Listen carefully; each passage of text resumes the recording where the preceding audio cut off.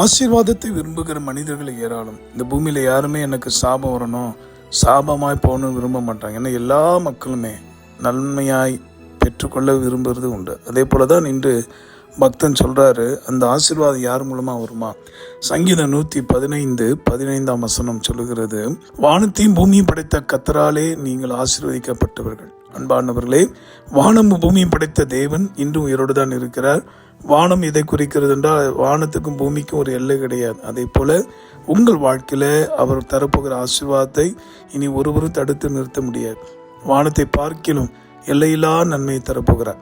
அதாவது ஆபிரகாமை கூப்பிட்டு, வானத்தின் நட்சத்திரங்களை நீ எண்ணம் கூடுமோ, அதே போல கடற்கரை மணலை நீ என்ன கூடுமோ என்று கேட்டார். இது எதை குறிக்குதுன்னா, வானத்துக்குரிய ஆசீர்வாதங்களும் பூமிக்குரிய ஆசீர்வாதங்களும் உனக்குரியது என்று சொன்னார். அதே போலதான் இன்று இந்த வார்த்தை கேட்கிற உங்களுக்கு ஆவிக்குரிய வாழ்க்கையிலும் உலக ரீதியான வாழ்விலும் எல்லாவித ஆசீர்வாதங்களை தந்து, அந்த ஆசீர்வாதங்கள் மித்தும் அநேகரை நாம் தேவனுடைய வருகைக்கு ஆயத்தமாக்க ஆண்டவர் உதவி செய்வாராக. அவர் நம்மோடு இருப்பதுதான் பெரிய ஆசீர்வாதம். பரிசுத்தமாகுதலே உன்னதமான ஆசீர்வாதம். இதை பெற்றிட ஜெபிப்போமா?